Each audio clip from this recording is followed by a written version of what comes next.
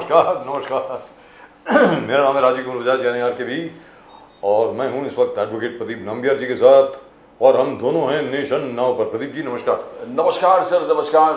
आप सब लोगों को जय हिंद, जय महाराष्ट्र, जय भवानी, जय शिवाजी, वंदे मातरम। वंदे मातरम। जय सिया राम, हर हर महादेव। हर हर महादेव। अस्सलाम वालेकुम, सत श्री अकाल, गुड इवनिंग, शलोम, वणकम और उसके अलावा चाइनीज में नी हाओ, जापानीज में konnichiwa. Pradeep ji Abaru Yako Jambo to our viewers in East Africa, South Africa, the continent of Africa, wherever they speak Swahili. Wherever they speak Swahili, that's right, wherever they speak Swahili. All right, we seem to be doing quite all right in the Paris Olympics. Of course, we are still stuck to only 2 bronze medals. Nation of 150 crore people and exactly 2 bronze medals. We are exactly on par with nations like Moldova and other such exotic nations who have a population of perhaps 500,000. Only probably half of Mumbai. Less than half of Mumbai. Yes, Sir, half of Andheri और half of Kurla. exactly. मतलब 5 लाख लोग तो यहीं रहते हैं, कुर्ला में ही रहते हैं, मेरा ही कहना है। तो आई होप जो स्पोर्टिंग कल्चर है हिंदुस्तान में बहुत बड़े और आगे जा कर के हम लोग मिनिमम से मिनिमम 10 गोल्ड मेडल लेकर आएँ, 20 गोल्ड मेडल लेकर आएँ, 50 गोल्ड मेडल लेकर आएँ। आखिरकार चाइना जो है अगर वो 40 गोल्ड मेडल ला सकता है तो हम क्यों नहीं ला सकते? सीधी सादी बात है। We are competing with China everywhere else, we should compete here too. मुझको ऐसा लगता है। लेकिन फिलहाल we have 2 very very important guest indeed आज की तारीख में। इस वक्त हमारे साथ हैं बहुत बहुत इंपॉर्टेंट गेस्ट हैं और आज जैसा कि आप जानते हैं कि जो राजनीतिक माहौल है बहुत गर्म है। अजय पाठक साहब भारतीय जनता पार्टी के और हनुमंत पवार साहब कांग्रेस के, दोनों इस वक्त हमारे साथ हैं। पाठक जी नमस्कार। नमस्कार, हर हर महादेव, जय हर हर महादेव, हर हर महादेव, वंदे मातरम। वंदे मातरम। हनुमंत पवार साहब जय हिंद, जय महाराष्ट्र, जय भवानी, जय शिवाजी, वंदे मातरम। हनुमंत पवार साहब कैसे हैं? बिल्कुल बिल्कुल ठीक हो। आप कैसे हो दोनों? सर लग नहीं रहा ठीक, आप ठीक लग नहीं रहे, थोड़ा सा आप जरा डिप्रेस लग रहे हैं, क्या बात है? चलिए बिल्कुल ठीक हूँ। चलिए आप ठीक लग रहे हैं, आप जरा हंस रहे हैं तो ठीक लग रहे हैं। सर देश अच्छा है, सब कुछ अच्छा चल रहा है, टेंशन मत लीजिए। भारत देश है, भारत के ऊपर भगवान का, ऊपर वाले का, हर हर महादेव, महादेव का हाथ है, कोई टेंशन नहीं है, सब ठीक होगा यहाँ पे, ऐसी कोई बात नहीं है। तो अच्छा ये बताएं पहले, हनुमंत पवार साहब आप बताएं कि जहां तक के राहुल गांधी जी और अखिलेश यादव जी और इंडिया अलायंस का प्रश्न है कि जिसको अपनी जात का नहीं मालूम वो जातीय जनगणना की बात कर रहा है, उसके ऊपर उन्होंने बहुत आपत्ति ली है। उसका सामने से जवाब आ रहा है कि भैया हर जगह तो जाकर के प्रेस कॉन्फ्रेंस में आप पत्रकारों से पूछते हो तुम ओबीसी हो क्या, तुम शेड्यूल कास्ट हो, शेड्यूल ट्राइब के हो। सर ओवरऑल मैं मुझे याद आ रहा है कि आरएसएस जब कह रहे हैं, not only for Modi, it applies to all the parties that tall leaders are not there anymore. Yes, जिससे हम लोग देख के इंस्पायर हो जाए, जिससे हमको देख के कुछ सीखे, कुछ अपने जिंदगी में अमल करे। We don't find anybody of there. ये जो even Anurag Thakur's reply was awful. I mean, you cannot talk like this in the parliament. You call the temple of democracy और आप क्या बात करते हो? जी। The same applies to Rahul Gandhi and entire people कि आप क्या बात कर रहे हो? I mean, what are we talking? Talk sense. Let the people get inspired looking at you in your speeches in the parliament. All right, I think we've got both of them back. Ji, gentlemen, thank you very much, both of you. अभिदास तो हनुमंत पवार जी, जब राहुल गांधी जी खुद, अब आपको आवाज आ रही है sir? जी जी। क्योंकि आप अपना कान पे हाथ लगा रहे थे तो मैंने कहा पता नहीं क्या हो गया। मतलब ज्यादातर कान पे कोई हाथ लगाता है अपने, यानी ऑडियो खराब है। मतलब ऑडियो खराब है। तो सर, तो जब राहुल गांधी जी खुद पत्रकारों से पूछते हैं कि भाई तुम क्या ओबीसी हो, एसटी हो, एससी हो, तो किसी ने अगर कह भी दिया कि जिसको अपनी जात का नहीं पता वो जातीय जनगणना कर रहा है तो उसमें आपत्ति क्या है? सर जरा समझाएं प्लीज, हनुमंत पवार साहब। मेरी खुद की जात क्या है जी, इसके ऊपर निर्भर बिल्कुल नहीं करता कि इस देश में जातीय जनगणना होनी चाहिए या नहीं होनी चाहिए। अगर मैं आपसे बजाज साहब पूछूं कि आपकी जात कौन सी है, मुझे मालूम नहीं होगा सर, मुझे ढूंढना पड़ेगा। जी जी, भाई वही आ रहा हूं मैं मुद्दा स्पष्ट करने के लिए मैंने एग्जाम्पल दिया। जी बोलिए। आप अगर जातीय जनगणना पे अगर आप सवाल पूछते हो और मैं उल्टा सवाल आपसे पूछूंगा कि आपकी जात कौन सी है बताओ, तभी आप आगे जा सकते हो, तभी सवाल पूछ सकते हो, तो ऐसा नहीं चलेगा। भारतीय जनता पक्ष में ऐसे कितने लोग हैं जिन्होंने inter religious, inter caste marriage किया है, तो उनके बच्चों की जात क्या हम जाके पूछे? अब पंकजाताई मुंडे हमारी एमएलए है, उनसे हम पूछे जाके कि आपकी जात कौन सी है? हम कदापि नहीं पूछेंगे, हम नहीं पूछेंगे किसी की जात। जाति जनगणना इसलिए चाहिए कि इस देश में 95% तबका आबादी का ऐसा है जिसको जाति गणना चाहिए। जात की गणना होगी तभी इस देश में जो आरक्षण के ऊपर झगड़े खड़े किए हैं, सत्ताधारी पार्टी ने खड़े किए हैं, उसके ऊपर हल ढूंढा जा सकता है। राहुल जी हो, कांग्रेस पार्टी हो या इंडिया अलायंस हो, हमने जब 2024 के चुनाव को हम सामने गए थे तभी हमने कहा था कि हम जाति जनगणना करेंगे। इनके साथ भारतीय जनता पक्ष के जो लोग अभी सरकार में बैठे हैं, जिनके बलबूते पे इनकी सरकार चल रही है, वो बिहार में जाति जनगणना कर चुके हुए लोग हैं। अगर इनको जाति जनगणना करने वाले लोग साथ में सरकार में चाहिए तो इनको चलता है। अनुराग ठाकुर जी से मेरा सवाल है कि क्या आप बिहार में जाति जनगणना करने वालों से जात पूछ के उनका सपोर्ट लिया आपने? क्या आप पंकजाताई को जात पूछने जा रहे हैं? ऐसे कितने लोग हैं बीजेपी में जिनकी जात पूछी जा सकती है, लेकिन हम नहीं पूछेंगे। ये कांग्रेस का कल्चर नहीं है। राइट, हनुमंत पवार साहब, I'll come back to you. जाति जनगणना अलग। लेट्स गेट मिस्टर पाठक इन। पाठक साहब, हनुमंत पवार साहब कहते हैं, और हनुमंत पवार साहब ग्रामीण इलाकों से बहुत अच्छी तरह जुड़े हैं, पूरे किसानों के बीच में हमेशा काम करते हैं। तो मैं आपसे ये पूछ रहा हूं पाठक साहब कि किसी की व्यक्तिगत तौर पे किसी की जात पूछना और उस पर कटाक्ष करना और जातीय जनगणना, ये दोनों चीज अलग अलग है। आपको क्या लगता है सर, अनुराग ठाकुर साहब को ऐसा करना चाहिए था? पूछ रहा हूं सर आपसे, पाठक साहब। राजीव जी, आपकी हिम्मत कैसे हो गई मुझसे ये सवाल पूछने की? आपकी जाति क्या है? आप कौन हो? कैसे सवाल मुझसे पूछ सकते हो? बताइए आप कौन है, कैसे मुझसे सवाल पूछ सकते हैं? ये बात राहुल गांधी ने अपनी प्रेस कॉन्फ्रेंस में कही। कहां पे कही? प्रेस कॉन्फ्रेंस में। और यूपी के अंदर एक जिला है प्रतापगढ़ की रैली में खड़ा होकर के उन्होंने बोला कि ये प्रधानमंत्री ओबीसी नहीं है, वो झूठ बोलते हैं, ये ओबीसी जाति से नहीं आते हैं, ये झूठ बोलने का काम करते हैं, ये ओबीसी जाति से नहीं आते हैं, ये राहुल गांधी ने कहा। और उसी पार्लियामेंट में खड़े होकर के बोले कि एक पोस्टर दिखा करके कि ये इनकी क्या जातियां हैं, इनकी जाति बताओ। ये 17 लोग जो हलवा बांट रहे थे, हलवा खा रहे थे, इनकी जाति बताओ, ये कौन लोग हैं, ये किस जाति से आते हैं, इनकी जाति क्या है? तब तो बहुत अच्छा लग रहा था। और जैसे ही उनकी खुद की जाति या उनका बिना नाम लिए, इनको ये कैसे पता चला कि राहुल गांधी को ये कैसे पता चला कि ये जो पूछ रहे हैं वो मेरे लिए ही पूछ रहे हैं? वहां तो लगभग उस दिन 400 सांसद बैठे हुए थे, 543 में से 400 सांसद बैठे थे। तो राहुल गांधी ये कैसे जान गए कि नहीं, मेरी ही जाति के लिए इन्होंने प्रश्न किया और मेरी ही जाति पूछ रहे हैं? इसका मतलब है कि तिलमिलाहट सही जगह थी और सही जगह हुआ।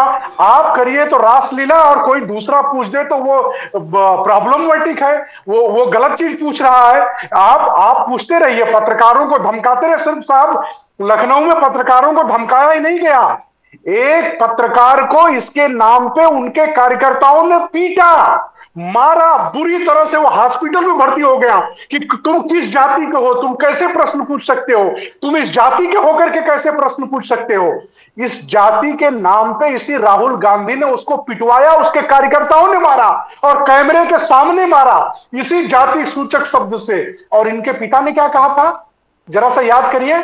इनके पिता ने, एक वरिष्ठ पत्रकार थे आलोक मेहता जी, जब उन्होंने इंटरव्यू किया था तो इन्होंने क्या कहा था इसी ओबीसी जाति के लिए?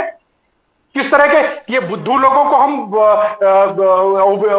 ओबीसी का आरक्षण देंगे, इस देश को बर्बाद करेंगे, ये तो कहा था राहुल गांधी ने। और 2011 में जो इन्होंने जाति जनगणना, राजीव गांधी, वही तो मैं बोल रहा हूं, राजीव गांधी ने, आलोक मेहता ने इंटरव्यू लिया था। उस इंटरव्यू में पूरे ओबीसी समाज को इन्होंने बुद्धू कहा था प्रधानमंत्री ने। इन बुद्धुओं को हम आरक्षण देंगे, ये उनका कोड है, आप पढ़ लीजिए, आज गूगल करके पढ़ लीजिए। और राजीव जी एक चीज बताइए, 2011 में इन्होंने जो जनगणना कराई, आज तक 2014 तक उसके बाद इनकी सरकार रही, उसको क्यों नहीं ये लागू किए, क्यों नहीं सार्वजनिक किए? उसको, और जहां 3 राज्यों में इनकी सरकार है, कर्नाटक में ये जाति जनगणना कराए जब सिद्धरामैया पहली बार मुख्यमंत्री बने, ये दूसरी बार मुख्यमंत्री बन गए, लेकिन आज तक उसको फ्लोर पे नहीं ले आए, आज तक उसको नहीं किए। जहां इनको लाभ दिखेगा वहां ये अपनी जाति बताने लगेंगे, जनेऊ के ऊपर, ये कोट के ऊपर जनेऊ पहनने लगेंगे। अभी मैं एक दूसरे चैनल पे था, उन्होंने बताया कि राहुल गांधी ब्राह्मण है। राहुल गांधी एक बार अपने मुंह से बता देंगे कि मैं ब्राह्मण हूं? एक प्रवक्ता बोल रहे थे कि मैं ब्राह्मण हूं। राहुल गांधी एक बार बता देंगे कि मैं किस गोत्र का हूं, कौन सा गोत्र है, कौन सा संख्यायन है, कौन सा पूर्व है, कौन सा नाभ है, कौन सा गेट है, ये बता सकते हैं राहुल गांधी? ये सब राहुल गांधी सिर्फ और सिर्फ विवाद खड़ा करने के लिए, वहां पे राहुल गांधी जिस तरह से बजट को लेकर के हद हो गई। आप सोचिए, जो बजट बनाने वाले लोग हैं, जो सचिव प्रमुख सचिव प्रमोट होकर के गए होंगे, वो 92 बैच के आईएएस रहे होंगे, आईएएस रहे होंगे, वो आईएएसओ की वो जात पूछ रहे हैं। और किसने नहीं लिया होगा? अगर 92 बैच के आईएएस आईपीएस वहां पहुंचे हैं तो किसके कार्यकाल में वो चुन करके, वो एग्जाम दे करके वहां तक पहुंचे होंगे, और कैसे, क्यों नहीं बना? तो ये तो राहुल गांधी अपने पिता के ऊपर स्वयं प्रश्न उठा रहे हैं।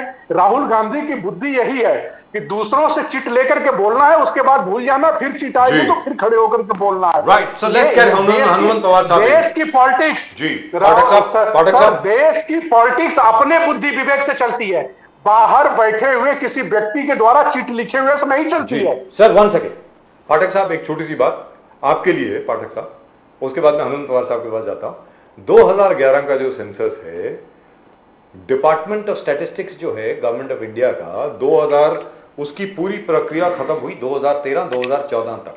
Have you lost Mr. Hanuman Pawar? I think he's probably getting a call. पाठक साहब, 2013-2014 तक उसकी पूरी प्रक्रिया खत्म हुई। उसके बाद जो हमारी मिनिस्ट्री ऑफ स्टैटिस्टिक्स है, उन्होंने ये पाया, उनका ये कहना है कि इसमें कुछ गलतियां हैं, त्रुटियां हैं। इसकी वजह से मोदी सरकार के आने के बाद वो फिगर्स रिलीज नहीं किए गए सर। हाँ, जब उस पे जवाब देता हूं सर। जी, सर उस पे जवाब देता हूं जी। आज चलिए, आप पहले बोल लीजिए, उसके बाद जी बोलिए। सर आज तक 3 प्रदेशों ने उसका जवाब ही नहीं लिया। ऑन रिकॉर्ड आप गूगल करके देख लीजिए, मैं बता रहा हूं। केरल, कर्नाटक और पंजाब, वो क्या नाम है कि वेस्ट बंगाल, उन्होंने उन त्रुटियों का कोई जवाब ही नहीं दिया। तीन गवर्नमेंट ने, केरल, कर्नाटक और तो उसके ऊपर जवाब ही नहीं दिया। सर मैं मानता हूं, इस पे गूगल करने की जरूरत नहीं, मुझे जबानी याद है। तो उसके ऊपर सवाल ये उठता है कि मोदी सरकार भी पिछले 11 साल में वो फिगर्स रिलीज कर सकती थी, आपने रिलीज नहीं किए। ये भी तो है ना सर। चलिए मैं आपके पास आता हूं, 1 सेकंड। हनुमंत पवार जी कर सकते थे सर प्लीज। उसी दिन प्रॉब्लम में आ जाएगा अगर तीन जगह के 3 स्टेट के लोगों ने नहीं दिया है, त्रुटियों का जवाब ही नहीं दे रहे हैं, बार सर त्रुटियां सिर्फ 3 स्टेट में नहीं दे रहे हैं। सर त्रुटियां सिर्फ 3 स्टेट में नहीं, सिर्फ 3 स्टेट में नहीं है, 11 स्टेट में। वो उसके बारे में बात करेंगे। 3 स्टेट ने तो जवाब ही नहीं दिया जी, 3 स्टेट को जवाब बाकी सबने जस्टिफिकेशन दिया है, 3 के 4 स्टेट जवाब ही नहीं दे रहा। करेक्ट। तो हनुमंत पवार साहब की गवर्नमेंट है, हनुमंत पवार साहब की गवर्नमेंट है जी। हनुमंत पवार साहब, जो अभी अजय पाठक जी ने कहा कि जब राहुल गांधी जी इस प्रकार बात कर सकते हैं, इस तरीके से बात कर सकते हैं, तो जात के ऊपर अगर कोई कटाक्ष करे, क्योंकि देखिए जातीय वर्णन, जात के ऊपर डिस्कशन, कास्ट डिस्कशन, ये पूरा का पूरा फोकस राहुल गांधी जी और अखिलेश यादव जी लाए हैं इसके ऊपर। सीधी बात है, तो सामने से भी तो कुछ आक्रमण होगा सर, कोई चुप तो नहीं बैठेगा। अब आप बताएं हनुमंत पवार साहब प्लीज। पाठक साहब ने अभी उनकी बात खत्म करते वक्त कहा कि चीट लेके राहुल गांधी बोलते हैं जी। भाई मोदी साहब को एक भाषण टेलीप्रॉम्प्टर के सिवाय करके दिखाइए, ये मेरा चैलेंज है। जो खुद प्राइम मिनिस्टर टेलीप्रॉम्प्टर पे बात करते हैं, उनके प्रवक्ता अगर यहाँ आके राहुल गांधी की चीट की बात करते हैं तो ये तो बहुत नाइंसाफी है। रही दूसरी बात कि जब राहुल जी बोलते हैं कि इस देश को चलाने वाले जो आईएएस, आईपीएस, आईएफएस, आईआरएस अफसर है, उनमें से कितने लोग ओबीसी के हैं, एससी के हैं, एसटी के हैं, इनकी हिस्सेदारी कितनी है, इनकी भागीदारी कितनी है। तो ये सवाल तो जायज सवाल है, ये सवाल पूछा जाना चाहिए। ऐसे ही सवाल अटल बिहारी वाजपेयी साहब ने भी संसद में पूछे थे, ऐसे ही जवाब सुषमा स्वराज जी ने संसद में पूछे थे। जो पिछली जाति है, जो पिछड़ा वर्ग है, जो SC ST है, उनकी भागीदारी सुनिश्चित करने के लिए जातिगत जनगणना चाहिए, वो हम करके रहेंगे। अब आपने कहा कि मोदी साहब OBC के नहीं है, ऐसा राहुल जी ने बताया, तो वो उस सवाल का जवाब था जब मोदी साहब 2019 के पूरे चुनाव में, 2014 के पूरे चुनाव प्रचार में खुद को OBC बोल के वोट मांगते थे। अगर आप आज आपको OBC मैं खुद हूं ऐसा अगर बोलना है, तो पिछले 10 साल में OBC के लिए नरेंद्र मोदी साहब ने क्या किया, इसका भी हिसाब देने का वक्त अब 11 साल में तो आएगा ही आएगा। अब तो आपकी जिम्मेदारी बनती है, मोदी साहब की बीजेपी की जिम्मेदारी बनती है कि महाराष्ट्र में जो लोकल बॉडीज है उसमें का OBC का आरक्षण किसने निकाल के लिया। पवार साहब, I want to just tell you, interrupt you, Amit Shah ji ने बार बार यह कहा कि Congress is always against backward caste. उन्होंने काका कालेलकर कमीशन का OBC रिपोर्ट के बारे में बात किया जो नेहरू जी ने कुछ किया नहीं। इंदिरा गांधी जी मंडल कमीशन के बारे में उसको शेल्फ कर दिया। राहुल गांधी ना, मेरा कहना, मगर मोदी जी का कहना कि अगर किसी ने न्याय दिया है OBC को, OBC कमीशन डाल के, तो सिर्फ बीजेपी और मोदी साहब ने दिया। कैन यू उसको डिनाई कर सकते हो क्या? बिल्कुल वही आ रहा था भाई। इसलिए तो मैंने कहा कि 11 साल नरेंद्र मोदी साहब खुद को OBC का मसीहा कहते हैं, लेकिन उन्होंने क्या क्या किया उसका जवाब मांगना गलत है कि सही है? और वो अगर लोकसभा में नहीं मांगना, संसद में नहीं मांगना, तो कहा मोदी साहब के भक्तों के बीच में जाके तो राहुल गांधी बोल नहीं सकते। देश की संसद में उनको इसलिए भेजा गया है कि वो सवाल पूछे सत्ता से।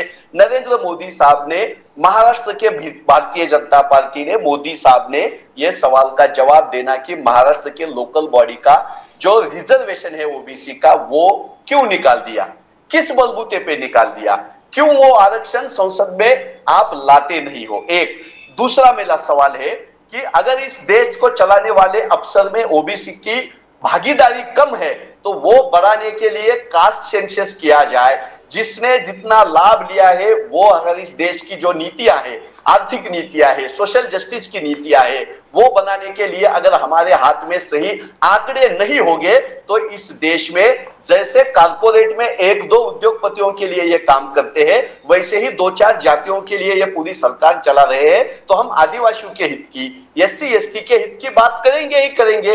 वो बात करते वक्त आपको सवाल का जवाब नहीं आता, इसलिए आप सवाल पूछने वालों की जाति पूछते हो। मैं पूछता हूं बीजेपी के प्रवक्ता से कि धुमल ये अनुराग ठाकुर जी है ना, जिनका ट्वीट आज इस देश के प्रधानमंत्री ने रीट्वीट करके उनको शाबाशी दी, उनके भाषण का उन्होंने पूरे जोर शोर से समर्थन किया। मैं बीजेपी से, मोदी साहब से पूछना चाहता हूं कि भाई अनुराग ठाकुर साहब के पिताजी का सरनेम तो ठाकुर नहीं है, तो इनका सरनेम ठाकुर कैसे आ गया?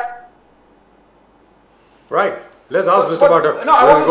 हनुमंत पवार साहब, जो बीजेपी का अमित शाह जी का आरोप है कि राइट फ्रॉम नेहरू जी, इंदिरा जी, राजीव गांधी जी, किसी ने ये इम्प्लीमेंट OBC के बारे में सोचा ही नहीं है। काका कालेकर के रिपोर्ट के बारे में सोचा नहीं है, मंडल कमीशन के रिपोर्ट के बारे में सोचा नहीं। तो इस पर कोई जवाब देंगे आप? बिकॉज अगर इनका अमित शाह जी का कहना, अगर न्याय OBC को दिया है, मोदी साहब ने दिया है bye at least appointing OBC commission, ये तक किसी ने पहले नहीं किया था। देखिए ये जो सवाल उठा रहे हैं, इस सवालों का जवाब तो उन्होंने, अमित शाह जी ने सब दे दिया कि नेहरू जी ने सबसे पहले OBC को जिन शब्दों से नवाजा था, वो तो हम बोल भी नहीं सकते टीवी पे। जिन शब्दों को से उन्होंने नवाजा था नेहरू साहब ने, और काका केलेकर की रिपोर्ट के पे जो टिप्पणी की थी, वो तो हम टीवी पे बोल भी नहीं सकते। उस समाज के लिए, OBC समाज के लिए, जो इस देश का सबसे बड़ा समाज है OBC, उसके लिए हम वो शब्द भी नहीं बोल सकते। राजीव गांधी ने जो कहा वो अभी आपको मैंने बताया। बाकी के इनकी जो 2004 से 2014 तक सरकार चली, उन्होंने क्यों नहीं दिया? ओबीसी को न्याय। अभी जो 3 प्रदेशों में इनकी सरकारें चल रही, वहां क्यों नहीं न्याय दे देते? अगर ये इतने बड़े राहुल गांधी जी इतने बड़े ओबीसी के चहेते हैं, तो वहां क्यों नहीं दे देते? सिद्धरमैया जी 3 बार से दूसरी बार चीफ मिनिस्टर बन गए, लेकिन ओबीसी की रिपोर्ट को आज तक सार्वजनिक नहीं किए, विधानसभा में टेबल नहीं किए। और जहां तक ओबीसी के आरक्षण या ओबीसी के न्याय की बात है, 70 सालों के बाद अगर ओबीसी आयोग बना तो किसने बनाया?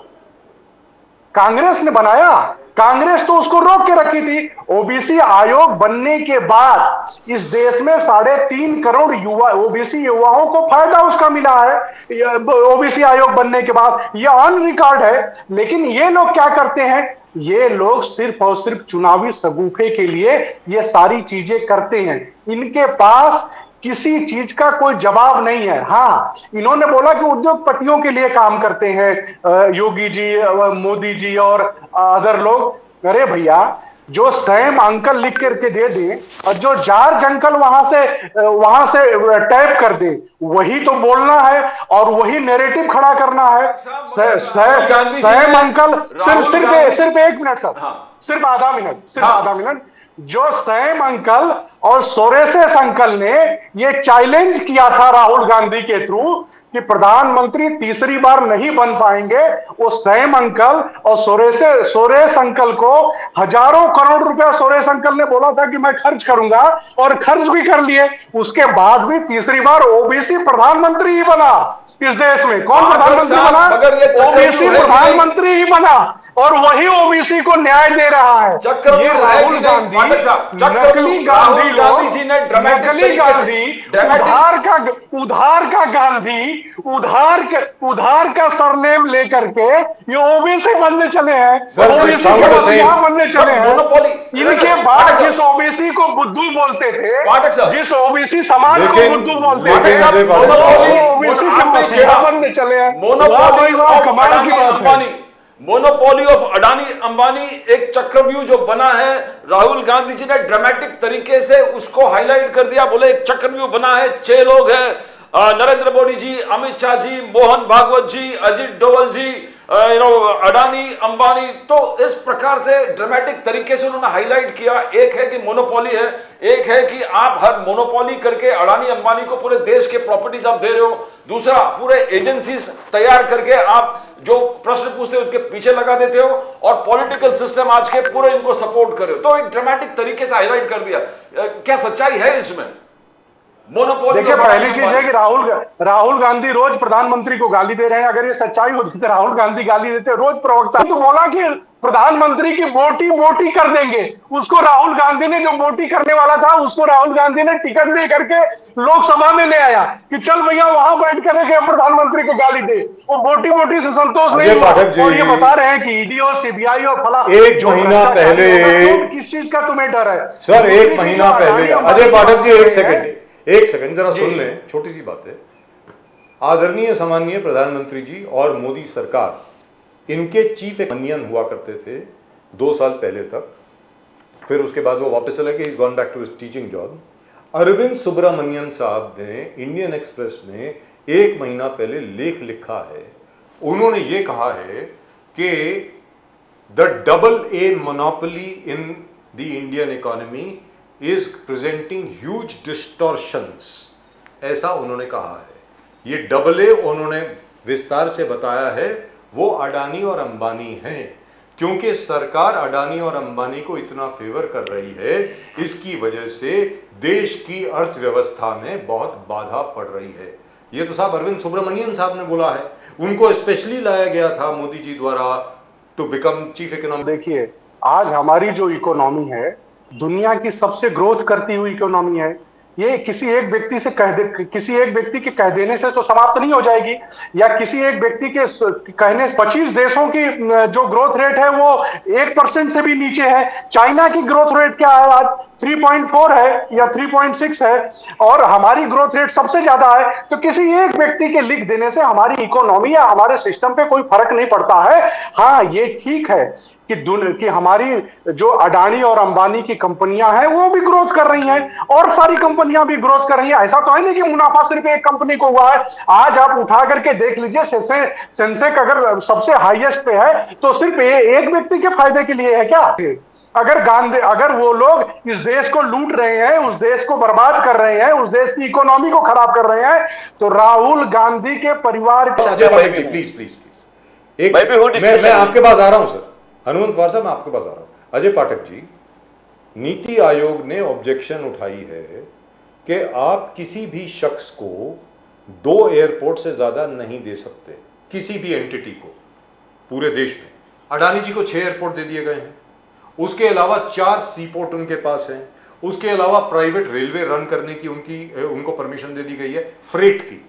Let me clarify, it is for freight only, not for passengers, और वो भी फ्रेट यानी कैप्टिव फ्रेट कि उनके जो पोर्ट्स हैं, उनके जो माइंस हैं, उनके जो एयरपोर्ट हैं, वो ट्रेन सिर्फ वहीं पर चलेंगी फ्रेट कॉरिडोर में। सर, नीति आयोग ने ऑब्जेक्शन उठाई है, आप मुझे ये बताइए, तो क्या नीति आयोग भी गलत बोल रहा है पाठक साहब? नहीं, मैं नीति आयोग को गलत नहीं कह रहा हूं, लेकिन सरकार की पॉलिसियों को ही तो मोदी जी की पॉलिसी के खिलाफ, सर मोदी जी की पॉलिसी के खिलाफ उनको देखिए राजू जी, मेरी पूरी बात होने दीजिए। इसके पहले पोर्ट प्राइवेट नहीं दिए गए थे क्या? इसके पहले प्राइवेट पोर्ट नहीं दिए गए थे क्या? और किनकी सरकारों ने दिया था? सर, किनकी सरकारों ने नियम ले आया था? किनकी सरकारों ने नियम ले आया था कि प्राइवेट पोर्ट दिए जाएंगे? प्राइवेट एक देते थे, एक यहां पर 4 दे दिए हैं और एयरपोर्ट 6। अरे सर, एक आदमी ने 6 कंपनियां बना ली और 6 एयरपोर्ट उसको दे दिए, तो एक को दे दिए। एक आदमी ने 6 कंपनियां खड़ी कर ली वहां के, क्या बोलते हैं, वो गलत नहीं है सर। आपको तो सारी जानकारी, देखिए आपको सारी जानकारी होगी। आंध्र की एक कंपनी थी, उसने 6 नाम से अलग अलग कंपनियां खड़ी की और गांधी परिवार ने सारा कुछ उसी को दे दिया, उसी को नागराजन की कंपनी को दे दिया।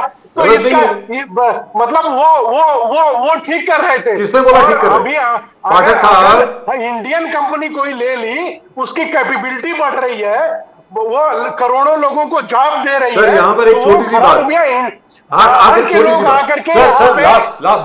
कांग्रेस की पॉलिसी क्या है कि बाहर के लोग, बाहर की कंपनियां आकर के यहाँ पे इस देश पे कब्जा कर लें, लेकिन अपनी नितिन गडकरी साहब बढ़ न पाए। आपके भी बड़े अच्छे मित्र हैं नितिन गडकरी साहब, हमारे भी बड़े अच्छे मित्र हैं। उन्होंने कहा है, मेरे मित्र नहीं है, मेरे तो गुरु हैं। सर, मेरे तो बहुत अच्छे मित्र हैं, मैं तो उनको मित्र मानता हूँ, बहुत मेरे गुरु हैं। पिछले 30 साल से मेरे बहुत अच्छे मित्र हैं, वेरी फ्रैंकली। हम लोगों के आदर्श हैं सर, हम लोगों के आदर्श हैं। सर, नागपुर में उनकी पहली पुस्तक का जो विमोचन हुआ था वो मेरे हाथों ही हुआ था, ये भी बता दूं जी। हाँ, मुझे पता है सर जी। और सामने मैं बड़े गर्व के साथ कहता हूं, मेरे सामने अडवाणी जी और प्रमोद महाजन जी बैठे थे ऑडियंस में, और मेरे हाथों कराया गया था, वो अलग बात है। लेकिन नितिन गडकरी साहब ने एक बहुत बड़ी बात कही है सर, आप जो बोल रहे हैं गलत नहीं बोल रहे, by the way, this is for our audience. जो अजय पाठक जी ने अभी बात बताई है ना कि एक ही पेरेंट कंपनी की 6 अलग कंपनी, अरे 6 क्या 16 कंपनी यार, छोड़ो। 28 कंपनियां थी, 28 और 250 को दिया गया। मैं आपको कुछ और पूछने जा रहा हूं। नितिन गडकरी साहब ने यह कहा कि जो कांग्रेस ने गलतियां करी, जिसकी वजह से कांग्रेस को हरा दिया लोगों ने, आज की तारीख में हम भी वही गलतियां कर रहे हैं, तो हमारा भी हशर वही होगा। उन्होंने गोवा में कहा है, ऑन रिकॉर्ड स्टेटमेंट है सर। इसके बारे में क्या कहेंगे आप पाठक साहब? नहीं सर, देखिए नितिन जी ने जो कहा वो तो सर आंखों पे है, वो उसके लिए नहीं कहा, इंडस्ट्री के लिए नहीं कहा है उन्होंने कार्यकर्ताओं के लिए कहा है। दोनों चीजों में बहुत फर्क है, उसको एक साथ जोड़िए मत। उन्होंने कार्यकर्ताओं के लिए कहा कि अगर आप अपने कार्यकर्ताओं का ध्यान नहीं रखेंगे, जिस तरह से कांग्रेस इस देश में कार्यकर्ता विहीन हो गई, उसी तरह से भारतीय जनता पार्टी भी हो सकती है। उन्होंने कार्यकर्ताओं को जोड़ के कहा है, उन्होंने इंडस्ट्री को जोड़ करके नहीं कहा है सर। बात यह है कि मोदी जी पद डेवलपमेंट पद पे, उन्होंने कल ही दो दिन पहले कहा कि 15 करोड़ नल से जल हमने कनेक्ट कर दिया। और जो रिपोर्ट कार्ड मोदी जी के पीएम किसान आवास योजना, आयुष्मान, उज्ज्वला, नल से जल, शौचालय 13 करोड़, स्वच्छ भारत, तो और Modi 3.0 third biggest economy, 3 crore घर और 3 करोड़ लखपति दीदी। तो इतना जबरदस्त तरीके से अगर डेवलपमेंट प्लान है तो ऑब्जेक्शन क्या है? राहुल गांधी जी ऑब्जेक्ट क्यों कर रहे हैं? पवार साहब। नामबियाल साहब, मैं आपके सवालों का तो जवाब दूंगा ही, लेकिन पहले हमारे भारतीय जनता पार्टी के जो पाठक साहब है, उन्होंने जो कुछ कहा है उसके ऊपर मुझे बात रखनी ही रखनी है। मैं पहला सवाल पाठक साहब से पूछना चाहता हूं, इसलिए सवाल पूछना चाहता हूं कि मैं अपोजिशन पार्टी का प्रवक्ता हूं, वो सत्ता में बैठे हुए हैं, महाराष्ट्र में बैठे हुए हैं और देश में भी उनकी पार्टी अब तीसरी बार सत्ता में बैठी है। तो इसके लिए उनका मैं अभिनंदन करता हूं, उनको मैं बधाइयां देता हूं कि तीसरी बार मोदी जी पंतप्रधान बन गए, बीजेपी सत्ता में है। तो आपका तहे दिल से आपका मैं अभिनंदन करता हूं। मेरा पहला सवाल है कि क्या नरेंद्र मोदी साहब ओबीसी समाज से है तो वो जातिगत जनगणना करवाएंगे या नहीं करवाएंगे? ये पहला सवाल। दूसरा सवाल है मेरा, आपने कहा कि राहुल गांधी नकली गांधी है और उनके लोग अंबानी की शादी में क्यों चले गए। मैं दूसरा सवाल आपने जो सवाल खड़ा किया है उसके मद्देनजर मैं पूछना चाहता हूं कि तेलंगाना में जब 2024 के इलेक्शन में एक जनसभा में इस देश का प्रधानमंत्री आदरणीय मोदी साहब ऐसा कहते हैं स्टेज से कि टेम्पो भर भर के अदानी से अंबानी से पैसा कांग्रेस को मिलता है, काला धन मिलता है, डील हो गई है, तो ऐसा कहने वाले मोदी साहब उसी उद्योगपति के बेटे की शादी में खाना परोसने क्यों गए थे, खाना बांटने क्यों गए थे, खाना खाने क्यों गए थे? डीलिंग करने वाले, काला पैसा टेम्पो भर भर के देने वाले चोर लोग, ऐसा कहा था। चोरों की शादी में पंतप्रधान साहब ने जाना आपको जायज लगता है क्या? दूसरा सवाल मेरा। और तीसरा मैंने बहुत सुना, अब मेरा सुनो। अपोजिशन का भी सुनने का इस तीसरे लोकसभा में आपको बहुत सवाल खड़ा किया तो उसका जवाब सर आपको सर बहुत टाइम है अपने पास। पाठक साहब बहुत टाइम है। आपने 10 सवाल पूछे, उसके अगेंस्ट मैं सिर्फ 3 सवाल पूछ रहा हूं, उसमें से 2 हो गए मेरे। पहला आप कहां दिए? मैंने राजीव गांधी ने ओबीसी का अपमान क्यों किया? सुनो ना, मैंने कब से पूछ रहा हूं, मैं कब से पूछ रहा हूं। राजीव गांधी ने ओबीसी का अपमान क्यों किया? नेहरू जी ने कैलेकर रिपोर्ट को क्यों स्टूपिड बताया? अगर हिम्मत है पाठक जी, हिम्मत है तो सुनो सवाल का जवाब। जब कालेलकर आयोग गठन किया था तो नेहरू जी की सरकार थी, कांग्रेस की सरकार थी, काका साहेब कालेलकर का आयोग कांग्रेस ने गठित किया था, पहली बात। और दूसरी बात, तो रिपोर्ट क्यों नहीं लागू किए? सुनो सुनने की तैयारी रखो, पाठक साहब सुनने की तैयारी रखो, अरे सुनने की तैयारी रखो। सवाल पूछते हो तो जब जवाब सुनने की हिम्मत नहीं तो सवाल काहे पूछते हो बीजेपी वालों? अरे सुनो ना जवाब, अरे सुनो ना जवाब, अरे जवाब देने के लिए लोग हैं, जवाब राजीव गांधी ने क्यों कहा कि ये मुद्देहीन लोग हैं? जवाब देने के लिए यहाँ बैठा है ना कांग्रेस का प्रवक्ता, सुनने की हिम्मत रखो। सवाल पूछते पूछते सुनो बौखला क्यों रहे हो, बौखला क्यों रहे हो, चिल्ला क्यों रहे हो? आपकी तबीयत के लिए अच्छा नहीं है, कहीं दौरा पेवरा पड़ जाएगा तो मेरे ऊपर कोई तो आ जाएगा। सुनो, मैं आधे घंटे से आपका जो आवाज है वो सुन रहा हूं।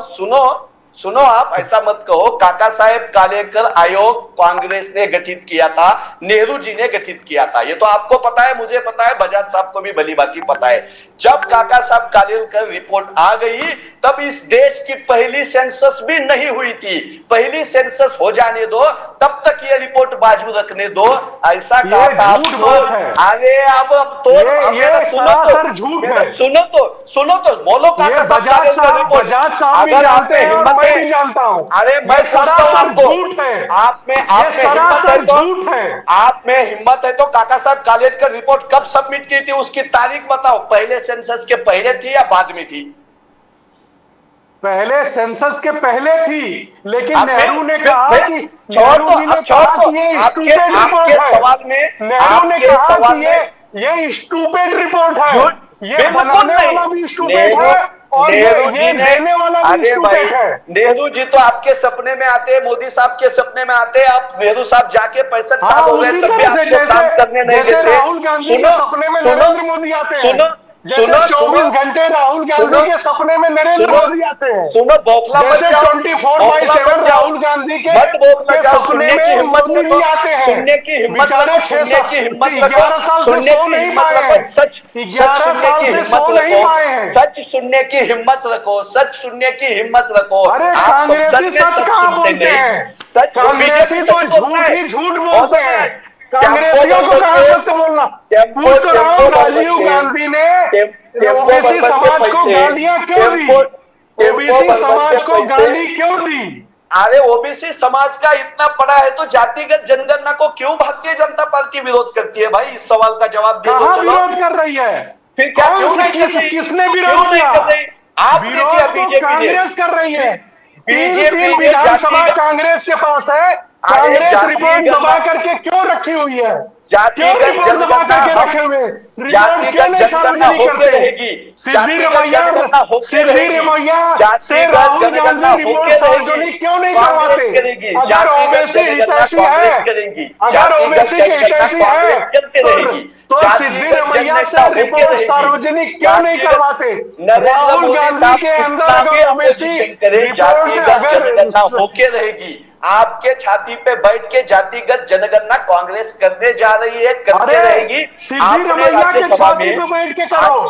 सिद्धि आपके रमैया पहले राज्यसभा सिद्धि में- रमैया के आपके- छाती पे राहुल आपके गांधी को सरकार बैठाओ। ने- पहले आपके सिद्धि सरकार ने रमैया के राज्यसभा छाती पे राहुल गांधी को आपके बैठाओ। सरकार ने हनुमंत पवार साहब और अजय पाठक साहब, जनाब, जनाब, एक minute, gentlemen, just a minute. Nobody can hear anything. Sir, आप दोनों को कोई सुन नहीं पा रहा है। पाठक साहब और हनुमंत पवार साहब। पवार साहब, एक सेकंड। सर, आपने एक सवाल पूछा है। पवार साहब, आपने एक सवाल पूछा है। एक सेकंड प्लीज। पवार साहब, प्लीज। आपने एक सवाल पूछा है कि काका कालेलकर रिपोर्ट जो है वो कमीशन कब कॉन्स्टिट्यूट की गई? It was on. अरे एक मिनट सर, अरे gentleman, 1 minute, nobody can hear you. क्यों सिद्धि रमैया ने ओबीसी का आरक्षण मुसलमानों को दिया? क्यों ओबीसी का आरक्षण मुसलमानों को 4% दिया सिद्धि रमैया ने? क्यों मुसलमानों को आरक्षण 4% सिद्धि रमैया ने? अजय पाठक साहब, एक सेकंड। हनुमंत पवार साहब, what are you guys doing? Sir, it was on the 29th of January 1953. आप कितना भी राहुल झूठ गांधी बोलो, ने Mr. Pathak, 4% आरक्षण Mr. Pathak, 1 second, sir. Gentlemen, I will request you again. Gentlemen, I will request you again. Kindly allow me a question. Gentlemen, please. Ajay Pathak साहब, एक second. Please don't lower the volume, gentlemen. This is not right. आप volume lower मत कीजिए। मैं अपने engineering staff को बोल रहा हूं, दोनों को बोलने दीजिए। This is not that kind of a show. We have a very civilised show usually. Kaka Kalelkar backward classes commission was constituted by a presidential order on 29th of January 1953 and it submitted its report on, here are the recommendations, on the 30th of March 1955. ठीक है? और सबसे बड़ा उसमें recommendation ये था कि caste wise enumeration of the population in the census of 1961 होना चाहिए। सर, क्या कास्ट वाइज सेंसस हुआ 1961 में? पूछिए इनसे, हुआ? पवार साहब, कास्ट वाइज सेंसस क्यों नहीं हुआ पूछिए, हुआ? 1961 नेहरू जी में? ने करने दिया? मैं आपसे पूछता हूं, हनुमंत पवार साहब, बिल्कुल कालेलकर रिकमेंडेशन रिपोर्ट में जो मांगे रखी थी, उन्होंने जो सुझाव रखे थे, उसके ऊपर ही कॉन्स्टिट्यूशन का पहला अमेंडमेंट नेहरू साहब लाए थे। रिजर्वेशन के सिक्योरिटी के लिए, रिजर्वेशन बचा रहे, इसके लिए ही अमेंडमेंट ऑफ कॉन्स्टिट्यूशन जो फर्स्ट था वो हुआ था। उस काका साहेब कालेलकर के रिपोर्ट में जो बातें कही थी एजुकेशन से लेके नौकरियों से लेके उस देश उस आबादी को लेके सब बातें की थी। कास्ट सेंसस की जो बात थी उसके लिए सही वक्त चाहिए था, इतनी ही मांग रखी थी। उसके ऊपर बाबा साहेब आंबेडकर जी की स्पीच है, नेहरू जी की स्पीच है, खुद काका साहेब कालेलकर जी की रिपोर्ट है। मैं पूछना चाहता हूं बीजेपी के कि आज 14 अगर आप तीसरी बार 14 से अगर 24 तक आप सत्ता में हो और वही मुझे जवाब देने दीजिए जी, वही मांग अगर कांग्रेस कर रही है तो देखिए बीजेपी का क्या कहना है? इन्होंने अब हनुमंत पवार जी साफ पाठक नहीं साहब को बताया सुनिए। कि नेहरू आप पाठक साहब आप बताया बोलिए। कि नेहरू ने मना कर दिया कि इन्होंने साफ शब्दों में नहीं कहा कि नेहरू जी ने मना कर दिया कि ओबीसी को कोई आरक्षण देंगे ही नहीं। साफ बिल्कुल शब्दों में नहीं। नेहरू ने मना किया था कि ओबीसी को बिल्कुल नहीं। कोई आरक्षण हम नहीं देंगे। और दूसरी चीज बताइए, कर्नाटक के अंदर 4% ओबीसी का आरक्षण निकाल करके मुसलमानों को क्यों दिया गया? राहुल गांधी ने क्यों देने सिद्धिरमैया को बोला कि 4% ओबीसी का आरक्षण निकाल करके मुसलमानों को दे दो? ओबीसी का आरक्षण निकाल करके मुसलमानों को क्यों दिया? इसका जवाब चाहिए। बिल्कुल सुनो, आप सुनो जी, बोलिए हनुमंत जब- पवार साहब बोलिए। जब कर्नाटक में भारतीय जनता पार्टी की सरकार बची थी, उसके बाद बनी थी, तो उन्होंने भी वो क्यों नहीं रद्द किया? रद्द किया था, आपको जानकारी नहीं है, रद्द कर दिया था, रद्द कर दिया था, साहब ने बोलना, अब बजाज साहब ने बोलना क्या रद्द कर दिया था। पूछो बजाज साहब से। अभी उन्होंने सिर्फ उतना ही नहीं किया, कांग्रेस ने पूछो बजाज कांग्रेस ने साहब से ये क्यों भी रद्द किया नहीं किया? नहीं। कि अभी ठेके 5 साल, पट्टों में भी 5 साल। ठेके पट्टों में भी जो ये कांग्रेस अभी तो एक करके आप आई है कि जो बीजेपी विशेष वाले- समुदाय को ठेके पट्टों के अंदर मैं कौन है? कहता- मुसलमान। और इतना ही नहीं, हमारी तो बजाज साहब हमारी ये सरकार से मांग है, महाराष्ट्र की सरकार से मांग है कि जिस तरह का असल सत्र बुला करके इस महाराष्ट्र के अंदर भी होना चाहिए। लव जिहाद के सबसे ज्यादा मामले यहां हमारी बहन को 36 टुकड़ों में काटा गया, यहां रोज लव जिहाद के मामले हो रहे हैं, से लेकर के सबको यहां भी लव जिहाद का कानून आना चाहिए। लव जिहाद का कानून आना चाहिए। सर हनुमंत पवार साहब एक सेकंड सर करेक्शन। जो 4% रिजर्वेशन दिया गया था कर्नाटक में माइनॉरिटीज के लिए, सिर्फ मुसलमानों के लिए नहीं था, माइनॉरिटीज के लिए था, नंबर 1। नंबर 2, सुप्रीम कोर्ट के ऑर्डर के तहत उसको आप कैंसिल करने जरूर गए थे, आपको मना कर दिया गया था कि अभी आप इसको कैंसिल नहीं कर सकते, लेट स्टेटस करेक्ट। सर मैं क्या बोल रहा हूं? बीजेपी गए थे, और ये किस तरह की बातें कर रहे हैं? तो अभी और भी उसके बाद उन्होंने क्या सर किया? अभी भी उसके सर पूरी बात तो सुन लेना सर प्लीज। सुप्रीम कोर्ट ने यह कहा था for the moment never press the matter in the supreme court sir. वही आप वही सुप्रीम बोल कोर्ट में रहा प्रेस है। नहीं किया आपने उसको। वही बोल रहा सर था सर मैं। आप 3 बार मुझे गए बोलने सुप्रीम दीजिए। कोर्ट, आप देख लीजिए गूगल करके, 3 बार सुप्रीम कोर्ट गए। लेकिन उसके कर्नाटक में फिर से दोबारा सरकार आई तो इन्होंने क्या किया? इन्होंने ठेके पट्टों में भी आरक्षण देने के लिए एक नया प्राविधान बना दिया। तो उसमें भी कहने का आरक्षण मतलब ये दिया हुआ जाएगा। हनुमंत पवार साहब आप जवाब दीजिए। पाठक साहब आपकी बात आ गई, ये तो इस देश आपकी में- बात आ गई पाठक साहब, आपकी बात आ गई। हनुमंत पवार साहब आप फिर मतलब कहने का यह हुआ कि जैसा भारतीय जनता पार्टी, उसके पहले भारतीय जनसंघ शुरू से ये बोल रहे हैं, श्यामा प्रसाद मुखर्जी के वक्त से बोल रहे हैं कि आप लोग मुस्लिम अपीसमेंट करते हैं, क्योंकि एक टोटल वोट बैंक है, वो पूरा का पूरा वोट जो है वो सीधा एक ही तरफ पड़ता है। अब आप कर्नाटक में आपने देख लिया वेस्ट बंगाल का मॉडल, वेस्ट बंगाल में सारा का सारा वोट इकट्ठा पड़ता है एकदम टीएमसी को, उसी तरीके से आपको भी पड़ रहा है, आप वही मॉडल आप अडॉप्ट कर रहे हैं। झारखंड में भी आप पे यही आरोप है पवार साहब कि झारखंड में पूरे घुसपैठियों को आपने दलितों के हक दे दिए। बांग्लादेश अरे से हक जो नहीं भी दिए। घुसपैठ- नहीं, सबको जितने भी बांग्लादेश से घुसपैठी अरे है साहब, सबको शेड्यूल कास्ट सर्टिफिकेट, शेड्यूल पूरा कास्ट पूरा सर्टिफिकेट डेमोग्राफी मैं चेंज बोलूं कर कि रहे नहीं? हैं लोग मुझे- मिल करके। मेरे लिए सवाल है। हाँ, मेरे लिए आप सवाल झारखंड है। की और- पूरे और सब- डेमोग्राफी चेंज कर पाठक रहे साहब हैं। बोलने दीजिए पवार साहब। पवार साहब झारखंड में भी आप यही अपना रहे हो, मैं- शेड्यूल मैं- कास्ट के अगर हक आप घुसपैठियों को दे रहे हो बांग्लादेशी। बोलिए पवार साहब, आप बोलिए प्लीज। तीनों महानुभाव से मेरी विनती है कि इतना अत्याचार मेरे अकेले के ऊपर मत करो, मुझे भी थोड़ा बोलने दो। संसद में सर भी आप पवार फाइट साहब बोलिए ना करते हो, प्लीज। यहाँ भी नहीं बोलने दे सर रहे हो। Please please. देखिए सर आपका शो है, खेलने लगे। सर मेरा शो नहीं है, आपका है। यही विक्टिम कार्ड राहुल गांधी खेलते हैं, वही विक्टिम कार्ड। नहीं, बोलिए अजय पाठक जी, अजय पाठक जी 1 मिनट। गाली दे पाठक सुन, मैं क्या बोलता हूँ सुन, हिम्मत रख सुनने की। इनकी भाषा देखो, यही आधा घंटे से मैं विनती कर रहा हूँ, यही गुंडागर्दी ये सब करते हैं। क्या आप मुसलमानों की अपील कर रहे हैं? अजय पाठक जी को बोलना, अजय पाठक जी को बोलने तो दीजिए, बोलने दो ना फिर। अजय पाठक जी इनको बोलने दीजिए ना। हाँ बोलिए, हनुमत पवार साहब बोलिए। आप ऐसा मत समझो कि आप बोलते जाओ, गाली गलौज करेंगे और मैं बिल्कुल नहीं, आपका वक्त खत्म हुआ सुनने का, चुपचाप। चलिए बोलिए। इस देश में सिर्फ बीजेपी वालों की बकबक सुनने के लिए चैनल नहीं है, सुनने की आदत डाल दो, सुनने की आदत डाल दो, सुनने की आदत डाल दो, सर सब्जेक्ट में तो आइए। पाठक सुनने की आदत डाल दो, आगे बहुत कुछ होने वाला है। पवार साहब बोलिए। मुसलमानों को आरक्षण देने को लेकर मेरे सहयोगी ज्येष्ठ हमारे पाठक साहब ऐसे बोल रहे थे कि आप उनका अनुनय करते हो।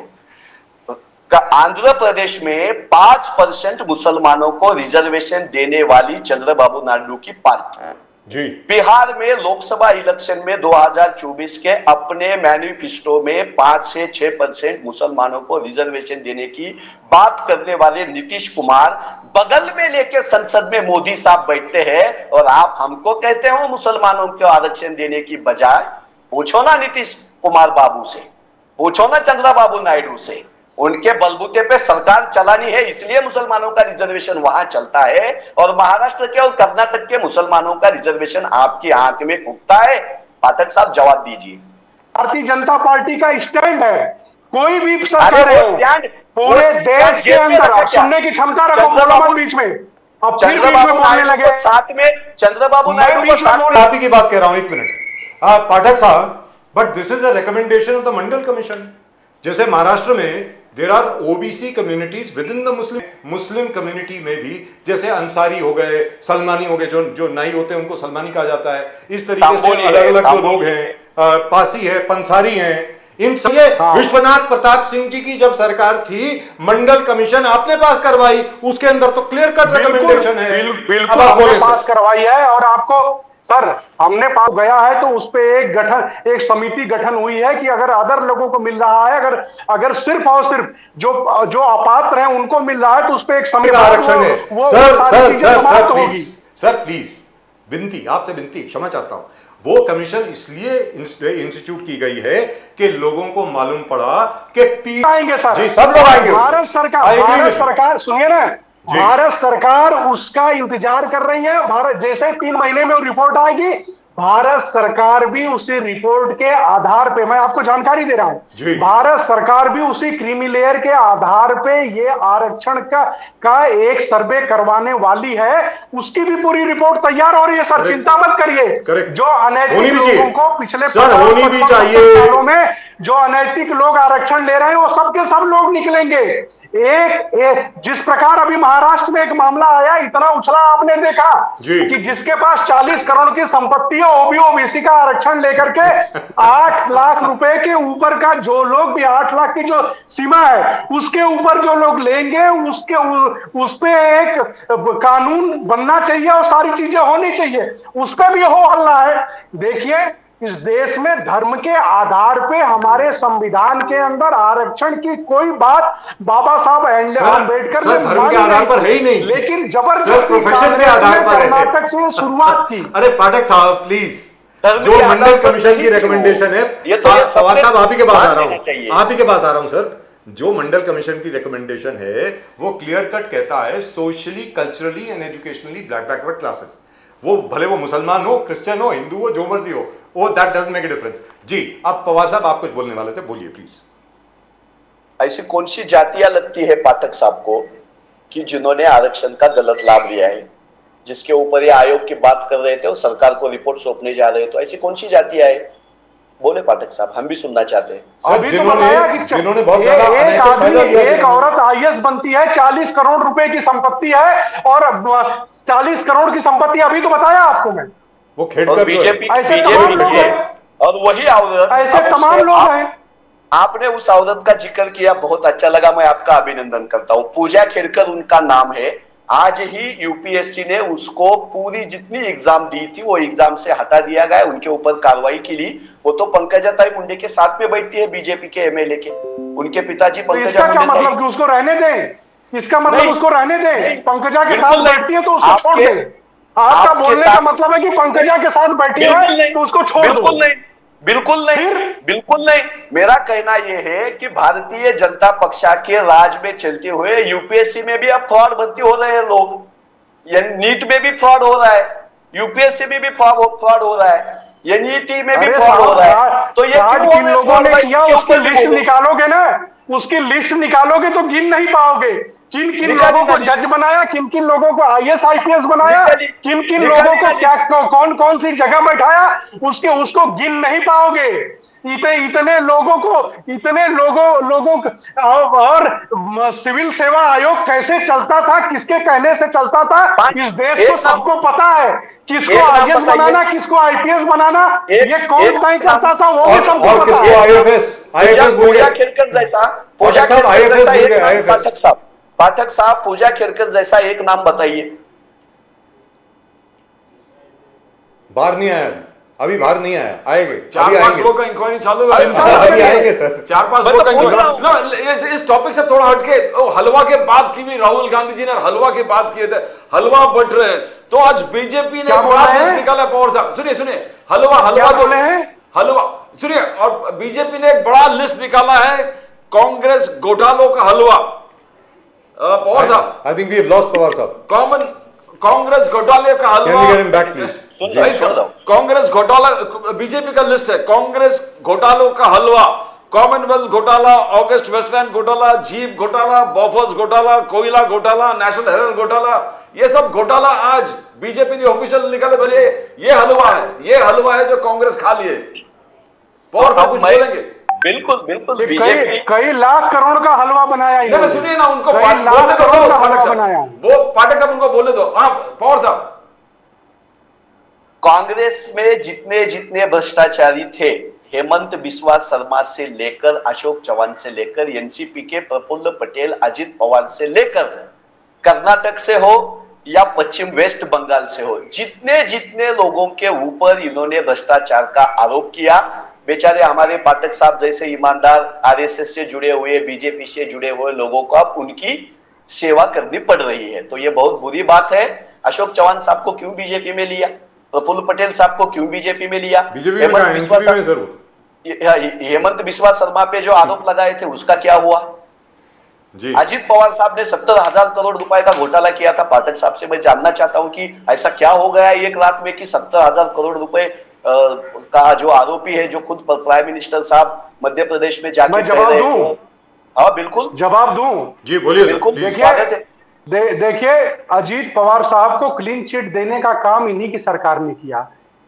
जब ये सरकार में आए उद्धव ठाकरे के साथ, तो सबसे पहले किसको क्लीन चिट दिया? अजीत पवार साहब को। किसने क्लीन चिट देने का काम किया? अजीत पवार साहब को। उद्धव ठाकरे और कांग्रेस की सरकार ने उनको क्लीन चिट सर, वो तो देवेंद्र फडणवीस जी ने किया था।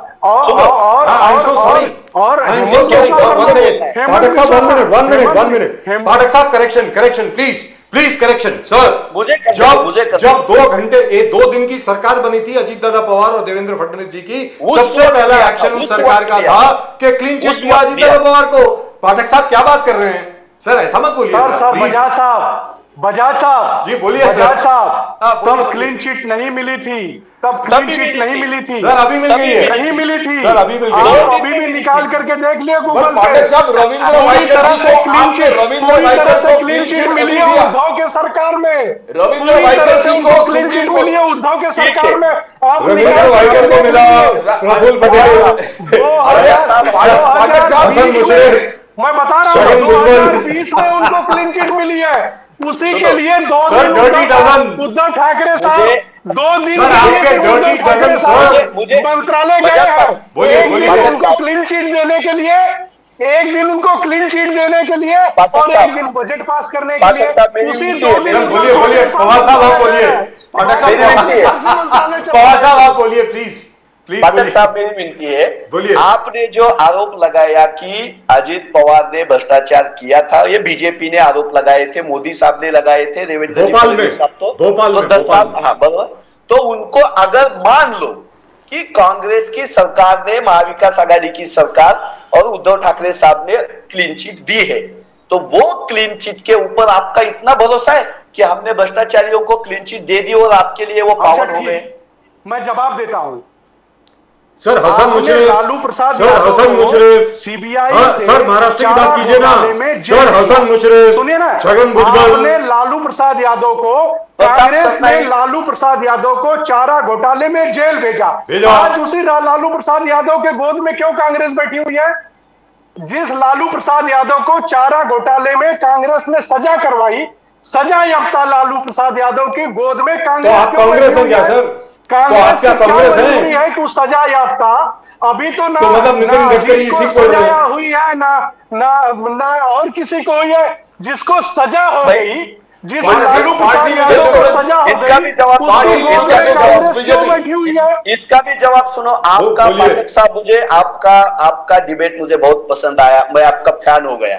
पवार साहब बोलिए। आपने लालू जी ने जेल गए थे, उन्होंने सजा काटी थी, सजा अजित पवार को नहीं हुई थी, सजा अशोक चौहान को नहीं हुई थी, ये आप बोल रहे हो भाई। और दोनों को क्लीन चिट मिली तो वो दोषी है, लेकिन आप लालू प्रसाद को आप गोद में अरे मैं आपका फैन हूँ, मैं आप बुजुर्ग हो, मेरा सुनो, मेरा होने दो कि आज अजित पवार नहीं हूँ मैं 42 साल का हूँ, बुजुर्ग नहीं हूँ, 42 साल का हूँ। मेरे से तो बड़े हैं इसलिए बुजुर्ग कह रहा हूँ, बाकी कुछ नहीं, मेरे से बड़े हो इसलिए। सबसे अधेड़ उम्र का मैं 54 साल 55 साल में लोग यार युवा रह रहे हैं और मुझे 42 साल में बूढ़ा बना दे रहे हैं, गजब का काम है। सर मैं 104 साल का हूँ, चलिए बोलिए। लालू प्रसाद यादव साहब जेल काट के आए और कांग्रेस की गोद में क्यों बैठे हैं, और अजित पवार साहब और अशोक चौहान साहब आप उनकी गोद में बैठे हैं, वो कांग्रेस की गोद में थोड़ी है। वही सुनो ना, तो इनका कहना है कि जो जेल में जाके आए हैं ये कांग्रेस वालों के गोद में बैठे हैं या कांग्रेस उनके गोद में बैठी है, और अजित पवार अशोक चौहान साहब, अरे आपने उनको जेल भेजा, आपने सजा करवाई। सुनो तो छगन भुजबल साहब को सजा करवाने क्या सोनिया गांधी मैडम आई थी या राहुल गांधी सर आए थे? हसन मुशर्रफ को, नवाब मलिक को जेल भेजने राहुल गांधी आए थे क्या मल्लिकार्जुन खड़गे साहब आए थे? अरे बेल पे छूटे हुए आदमी, अरे सुनो ना, नहीं सवाल दे रहा हूँ, अरे नहीं सवाल मैं जवाब दे रहा हूँ। अरे सवाल नहीं खत्म हुआ। पार्टी के अध्यक्ष, आम आदमी पार्टी के अध्यक्ष अरविंद केजरीवाल के खिलाफ सुप्रिया श्रीनेत ने प्रेस कॉन्फ्रेंस करके कहा कि ये शराब घोटाले का किंगपिन है। अरे नवाब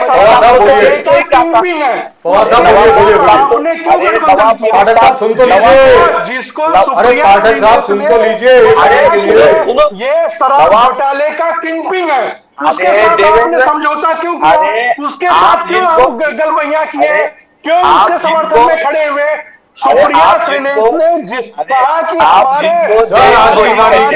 हमारे सर हसन मुशर्रफ, छगन भुजबल, प्रफुल्ल पटेल, अजीत दादा पवार और कौन, रविंद्र वाइकर को सुप्रीम कोर्ट में आपने जाके लिखा कि हमसे गलती हो गया, ये जमीन इन्हीं का है, बीएमसी का जमीन नहीं है। बोलिए पवार साहब बोलिए। नवाब मलिक साहब को जी हमारे इस देश के, जिसे आप महाराष्ट्र के चाणक्य कहते हो, देवेंद्र फडणवीस साहब ने देशद्रोही कहा था। जी उनपे सेक्शन भी वही लगाया सर, सेक्शन भी वही लगाया, बिल्कुल वही लगाया है, बिल्कुल वही लगाया, सेक्शन लगाया सर। हाँ, तो जिनके ऊपर आपने खुद देशद्रोह का केस डाला है, उनका वोट अभी एमएलसी चुनाव में बीजेपी वालों ने कैसे लिया भाई? क्यों लिया? इससे क्या जरूरत आ पड़ी? देखो नवाब मलिक देशद्रोही है, भारतीय जनता पार्टी का स्टैंड है, नवाब मलिक देशद्रोही है और रहेगा। वो देशद्रोही है, वो देश के साथ गद्दारी किया, भारतीय जनता पार्टी ने उसका वोट नहीं लिया। ये गलतफहमी में मत, और उसका वो देशद्रोही का वोट भारतीय जनता पार्टी को नहीं चाहिए। भारतीय जनता पार्टी को उस देशद्रोही का वोट नहीं चाहिए, वो देशद्रोही है, और देशद्रोही का वोट भारतीय जनता पार्टी को नहीं चाहिए। लेकिन उसी के साथ इतने सालों तक उसी देश जिसको कांग्रेस का प्रवक्ता देशद्रोही बोल रहे हैं, उसी देशद्रोही का इतने सालों तक को अपने गोद में क्यों बैठा रहे? उस दाऊद का समर्थन करने वाले को अपने साथ क्यों रखे रहे?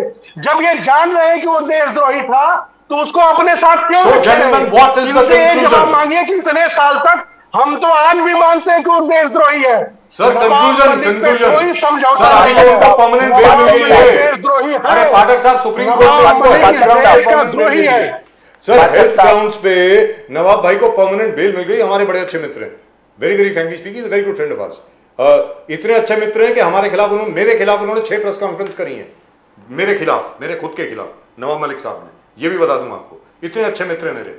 लेकिन सर इन कंक्लूजन, पहले अजय पाठक जी, इन कंक्लूजन आप ये बताइए, नंबर 1, क्या जो क्रीमी लेयर वाली कमीशन है उसकी रिपोर्ट आएगी और उसको क्या आप इंप्लीमेंट करेंगे ताकि ओबीसी आरक्षण का फायदा, नाजायज फायदा कोई उठा ना सके?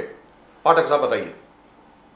100% उस पे काम हो रहा है, 100% उस पे काम हो रहा है, और यूपी में वो रिपोर्ट बहुत जल्दी आने वाली है। आप देखिएगा यूपी सरकार जिस तेजी से काम कर रही है, जल्दी रिपोर्ट आने वाली है। उसी आधार पे पूरे देश में वो रिपोर्ट लागू होगी, इसकी मैं आपको गारंटी देकर के जाता हूं। और जब रिपोर्ट वो आएगी तो उस पर फिर से बैठेंगे। ऐसे लोग, जिन लोगों की संपत्तियां ओबीसी समाज में करोड़ों करोड़ की है, वो गरीबों का हक मार रहे हैं, वो पूरी तरह से समाप्त होना चाहिए। जो जिसका हक है वो उसको मिलना चाहिए। ओबीसी समाज के अंदर, दलित समाज के अंदर या अदर समाज के अंदर जो भी गरीब है उसको मिलना चाहिए। नहीं कि मेरे पास अरबों रुपए की संपत्ति है और मैं भी उसका फर्जी सर्टिफिकेट देकर के ले रहा हूं। उसके लिए जल्दी रिपोर्ट आएगी और सब चीजें उस पर होगी। पाठक साहब आप बताएं, कास्ट सेंसस कब तक होगा? क्योंकि अभी तो आपकी सरकार है नहीं। आप कास्ट बेस्ड सेंसस अपने 3 स्टेट में कर सकते हैं, क्या आप करेंगे और क्या आप उसको इंप्लीमेंट करेंगे? कर्नाटक में, तेलंगाना में, जहां हुआ है उसको सार्वजनिक करेंगे क्या? कर्नाटका में उसको सार्वजनिक करेंगे क्या? करेक्ट है सर। कर्नाटका में, हिमाचल प्रदेश में और तेलंगाना में जहां पर भी आपकी सरकार है वहां पर जैसा आप बोल रहे हैं, फॉर एग्जाम्पल जो आपने लक्ष्मी स्कीम, मां लक्ष्मी स्कीम जो आपने कही थी, 2-3 और स्कीम्स हैं, वो आप वहां पे भी युवा न्याय हो गया, अलग अलग चीज, वहां पर आप वो इंप्लीमेंट कर सकते हैं ना सर। ऐसी क्या बात है? जस्ट टू शो एवरीबॉडी कि देखिए साहब हम लोगों ने तो किया है यहाँ पर। ये इट विल बी बहुत बड़ी चीज हो जाएगी सर, वेरी फ्रैंकली, अगर कांग्रेस ऐसा करती है तो। आप बताएं पाठक साहब प्लीज, पवार साहब प्लीज गो अहेड। जातिगत जनगणना जहां कांग्रेस सरकारें है वहां होकर रहेगी, और इस देश में भी कांग्रेस जातिगत जनगणना करने ही रहेगी। बट पवार साहब, आपका स्टैंड महाराष्ट्र में पूछना चाहता हूं, बिकॉज बीजेपी और जो महायुति का स्टैंड है, बिकॉज आप जो जरांगे पाटिल ने कहा कि हमारा आरक्षण विल कम फ्रॉम ओबीसी, तो यहां आपका स्टैंड क्लियर नहीं है, इसलिए बार बार कल उद्धव जी के पास गए, आज अलग अलग नेताओं के पास है। आपका स्टैंड क्या है? क्या Maratha reservation should come from OBC और नॉट कम फ्रॉम ओबीसी? अभी तक आपका स्टैंड क्लियर नहीं है, कांग्रेस का एंड एनडीए का। ये उल्टी गंगा के शिकार आप जैसे जर्नलिस्ट लोग भी हो सकते हैं। ये मुझे कभी नहीं, जो हालात चल रहे हैं वो पूछ रहा हूं। इसलिए बोल रहा हूं मैं, ये इसलिए बोल रहा हूं कि मैं खुद मराठा आरक्षण के मूवमेंट में रह चुका हूं, मैं खुद मराठा आरक्षण के पक्ष में हूं, मैं खुद एक बीघा भी जमीन नहीं रह चुके ऐसे मराठा कम्युनिटी से आता हूं, जहां इस आंदोलन का सबसे बड़ा प्रभाव क्षेत्र है मराठवाड़ा से, वहीं से मैं बिलोंग करता हूं, ये तो आप भली बात जानते हो। तो सरकार में जो लोग बैठे हैं उनकी पहली जिम्मेदारी है, आपने हमें बताया था, आपने लिखे दिया था, आपने जनसभाएं ली थी, आपके मिनिस्टर आके जरांगे पाटिल साहब को मिलके गए थे। तो हम 2 ही सवाल पूछ रहे हैं कि जरांगे पाटिल साहब से जब आपकी मुलाकात हो गई, आपके मिनिस्टर का शिष्टमंडल 3 बार गया था वहां आपने क्या आश्वासन दिया था महाराष्ट्र को, और हमें भी पता चलना चाहिए, पहली बात। दूसरी बात, जब जरांगे पाटिल साहब के साथ हम पूरी मराठा कम्युनिटी मुंबई के लिए आ रहे थे, तब एकनाथ शिंदे साहब ने बीजेपी के साथ जो पार्टियां है, अजित दादा है उनके साथ, एकनाथ शिंदे साहब है, बीजेपी है, उन्होंने जो कहा था वो क्यों नहीं किया। और अब तीसरी बात है कि अगर जरांगे पाटिल साहब की कुछ मांगे हैं तो बीजेपी सत्ता में बैठी है, एकनाथ शिंदे साहब सत्ता में बैठे हैं, अजित पवार साहब सत्ता में बैठे हैं, उन्होंने उनसे होता है या नहीं होता है कहना, खुर्ची खाली करो, हम है मराठाओं के नहीं, लिए। बट आपका हम कुछ देखेंगे। स्टैंड है कि ओबीसी के रिजर्वेशन से जाना चाहिए, ओबीसी कोटा में से जाना चाहिए पवार साहब? इसलिए तो जातिगत जनगणना पे आते हैं ना हम, और बीजेपी जातिगत जनगणना को इसलिए विरोध करती है। लेकिन ये यहाँ हमारा पर पवार हमारा साहब, stand- पवार हमारा साहब एक stand सेकंड मराठा- पवार साहब, यहाँ पर राहुल गांधी जी ने एक बहुत अच्छा जवाब दिया है। उन्होंने कहा कि जैसे ही हमारी सरकार आती है हम 50% का जो सीलिंग है वो हटा देंगे, अमेंडमेंट लेकर आएंगे, ऐसा कहा है। जी जी जी जी जी। आज के स्थिति में मैं पूछ रहा हूं, बिकॉज सब जगह ये चर्चा चल रहा है कि शरद पवार साहब का स्टैंड क्या है, क्या ओबीसी कोटा में से जाना चाहिए, मराठा रिजर्वेशन या अलग होना चाहिए? या अलग होना चाहिए? तो ये स्टैंड प्रदीप जी, मैं जवाब दूं? महाराष्ट्र में सत्ता मेरा नहीं हुआ, पाठक साहब 2 मिनट। महाराष्ट्र में सत्ता अभी महायुति की है, महायुति ने उनसे होता है क्या नहीं होता है मराठा आरक्षण, इतना कहना, हमारी सरकार आएगी मराठाओं को आरक्षण देगा। अब आप बताएं पाठक साहब, पाठक साहब, प्लीज पाठक साहब गो। देखिए, कांग्रेस और शरद पवार साहब, 4 बार शरद पवार साहब मुख्यमंत्री रहे, इन्होंने क्यों नहीं आरक्षण दिया? कांग्रेस के साथ शरद पवार साहब 4 बार मुख्यमंत्री रहे, क्यों नहीं मराठाओं को आरक्षण दिया? और क्या कहा था इन्होंने, वो भी लोगों के सामने है। और 2014 में जब देवेंद्र जी ने आरक्षण दिया मराठाओं को, और वो आरक्षण टिका, सुप्रीम कोर्ट में किन लोगों ने वहां खड़ा नहीं किया वकील, और खड़ा तो खड़ा साहब, एक वकील का चपरासी तक नहीं खड़ा किया। 2019 में जब इनकी सरकार आई, इन तीनों पार्टियों की, तो एक सुप्रीम कोर्ट में एक चपरास, 4 बार सुप्रीम कोर्ट ने मौका दिया, इन्होंने चौथी बार में क्या किया, मराठी में लिख करके दे दिया, उसका ट्रांसलेशन तक नहीं करके दिया इन्होंने। और ये बात कर रहे हैं इस तरह की, देवेंद्र जी ने जो कहा वो किया, लेकिन इस मराठा समाज गुमराह नहीं होगा।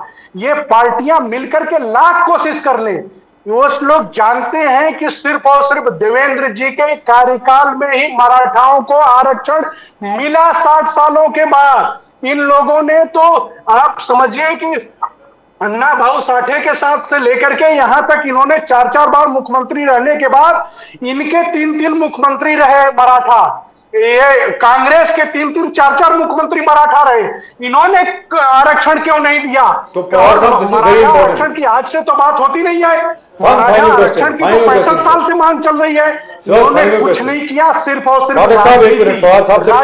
राजनीति। आज जब उद्धव ठाकरे के घर पे जरांगे मराठा समाज जा रहा है, तो घर के ताले बंद करके अंदर मुंह छुपा करके बैठ जा रहे हैं। पर जरांगे पाटिल की चीजें कर रहे हैं, मराठा समाज के उनके लोग नहीं है, उनके लोग नहीं है मराठा, जो जरांगे पाटिल जी के लोग हैं, मनोज जरांगे पाटिल जी के, मतलब सिर्फ जो जरांगे पाटिल के साथ है वही मराठा है, बाकी लोग मराठा नहीं है। जो कांग्रेस के साथ खड़े हो जाए वही मराठा है, बाकी मराठा लोग नहीं है। क्या उनके लोग दे रहे हैं कि बाकी कोई मराठा नहीं है? जी जी, अब आप बताएं पवार साहब, आखिरी last statement, last word from you, final word, जी बोलिए। 2004 को सुशील कुमार शिंदे साहब महाराष्ट्र के चीफ मिनिस्टर थे, तब जो अध्यादेश निकला था उसके मद्देनजर ही मराठा आरक्षण की पूरी लड़ाई अब चालू है।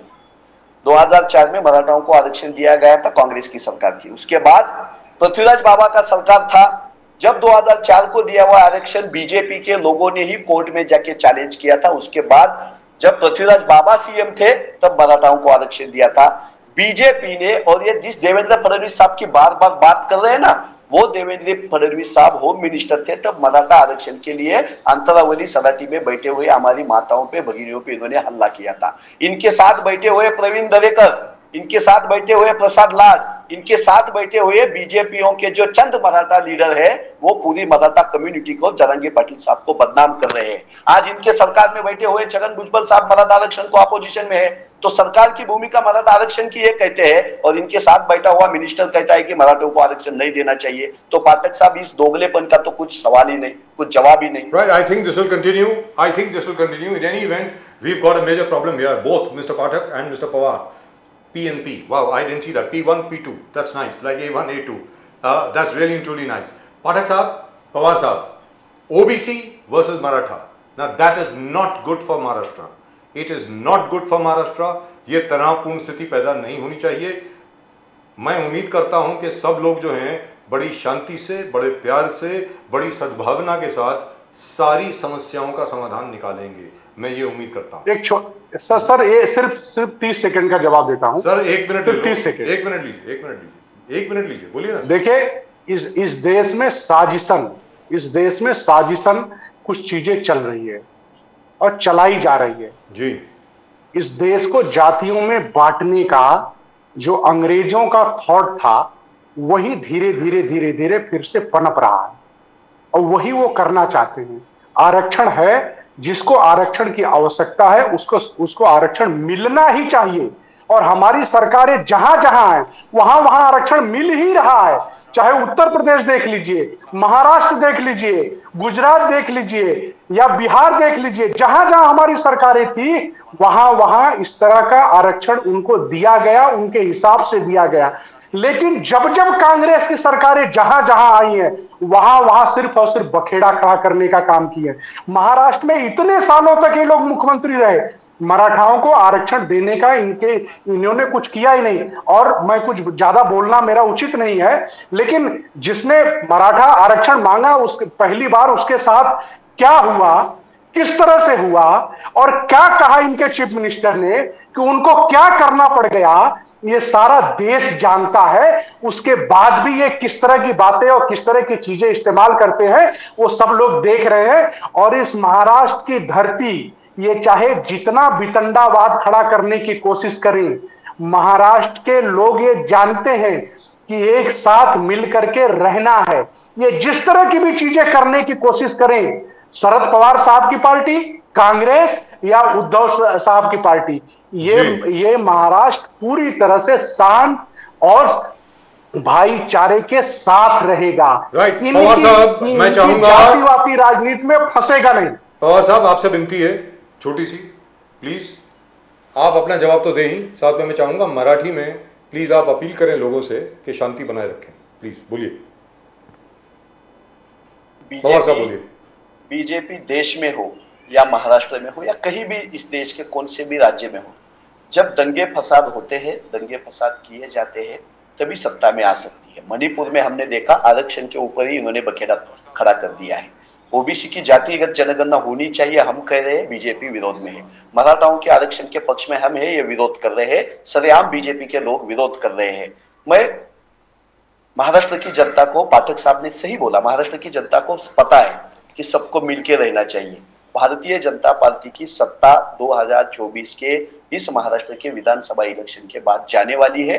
माझा महाराष्ट्र हा सुखानं संपन्नतेनं सगळ्या 18 पगड जाती धर्माला घेऊन सोबत राहणार आहे. ओबीसी आणि मराठ्यांमध्ये वाद नाही आहे. भारतीय जनता पक्ष काही ओबीसींच्या पुढाऱ्यांना पुढे करून तसा वाद आहे असा दाखवायचा प्रयत्न करते. आज गावगाड्यामध्ये ओबीसी समाज असतील, मराठा समाज असतील, माझ्या गावात सर्वाधिक ओबीसी आहेत, माझ्या गावामध्ये मराठा मायनॉरिटी मध्ये आहे. आम्ही सगळे गुड्या गोविंदांना राहतो. हा महाराष्ट्र छत्रपती शिवाजी महाराजांचा, शाहू महाराजांचा, डॉक्टर बाबासाहेब आंबेडकर, महात्मा फुलेंच्या विचारावर चालणार आहे. गोळवळकर, हेडगेवार आणि सावरकरची नीती इथं यशस्वी होणार नाही. Right. Thank you so much gentleman, thank you very much. Savarkar साहब की नीति यहाँ महाराष्ट्र में चलेगी, चिंता मत करिए. चलिए. सावरकर साहब की नीति महाराष्ट्र के अंदर गुरुजी को मत भूलिएगा. हमारे आदर्श हैं. अरे गुरुजी को मत भूलिएगा. आदर्श हैं. अरे माफी नहीं गोलवालकर जी को मत भूलिएगा. माफी नहीं चलेगी. माफी नहीं सर, माफी. अरे माफी आगे चलेगा. अरे थैंक यू सो अंग्रेजों की मच. माफी मांगते हो, अंग्रेजों की माफी मांगने वाले, अंग्रेजों की माफी मांगने वाले, Gentlemen, thank you very much. माफी मांगने वाले. Gentlemen, thank you very much. अरे जय हिंद, जय महाराष्ट्र, जय भवानी, जय शिवाजी. वंदे मातरम, वंदे मातरम. हर हर Mahadev. Thank you sir. Pathak साहब, थैंक यू. And Pawar साहब, thank you very much. Thank you so much. We've really run out of time. This would have gone on endlessly. Endlessly, yeah. Both were talking very well. But both talked very well. I wish I could continue. We could go on I for 2 hours. really wish I could continue. But the fact remains, Pradeep ji, that the questions raised by both sides are very, very relevant. Let's be very clear. 2011 census, I agree. 2011 census figures ought to have been released by now. But the point is that the entire exercise could be completed only in 2014. After that, a new government came in, and the new government refused to release the figures because they said that there are lots and lots of errors in it. सीधी बात है. The burning question right now is, as Manoj Jarangia Patil says, कि Maratha quota should come out of the OBC, and I will ensure that it comes out of the OBC quota. That's Now right. that is the question. Can you force it like that? And You then can't. you got Chhagan Bhujbal ji and you got Prakash Ambedkar. Now Prakash Ambedkar ji आए, वो rallies ले रहे, बोले कि you are saturating the entire OBC quota. किसी को कुछ नहीं मिलेगा. If you say that Maratha को भी आपको OBC कोटा से निकालना है, तो होगा ही नहीं. किसी को न्याय नहीं मिलेगा. Correct. So you got a problem, and then BJP says that Congress, Sharad Pawar ji and Uddhav Thackeray should give a stand. Is it what they think about Maratha quota within the OBC quota? Now That's ये सब right. एक बड़ा issue है, burning issue है right now. I hope all political parties. I'll tell you what is together. I'll tell you very, very frankly speaking, Pradeep ji, this is an issue certainly, but the biggest issue which concerns Maharashtra right now is the state of floods at the moment in various places. Lots of places are underwater, lots of fields are underwater. बहुत किसान हैं जिनकी हालत बड़ी खराब है. So perhaps maybe we should get away from this reservation and other things, and perhaps the government should work for these people. Okay? That's a big hope. I think very shortly we'll have Mr. Mahmood Deshmukh with us. Do we have him, gentlemen? Very shortly, I think we shall have Mr. Mahmood Deshmukh with us. But at the moment, you take a look at that. Pradeep ji, देखिए, ये देखिए. It's a big issue. बहुत बड़ा issue है. Sir ये सबसे बड़ा issue The यही है floods. आज की तारीख में. और वायनाड में बड़े दुख के साथ मुझे कहना पड़ता है कि 160 लोगों की मौत की खबर आई है सर. केरल में, वायनाड में 160 लोग मर चुके हैं सर. 160 पीपल. अब ये पहले एक रिपोर्ट आ चुकी है, पहले एक पूरी सर्वेक्षण की रिपोर्ट आई है which had warned of exactly this. ये कहा गया था कि भैया आप जो है पूरी हिल साइड जो है पूरी मतलब वो सारी की सारी बह करके नीचे आ जाएंगी अगर आप वहाँ जो बहुत डेलिकेट बैलेंस है सर वहाँ पे उसका फॉरेस्ट का और बर्ड का और जो वहाँ पे मिट्टी है that is very very delicately balanced.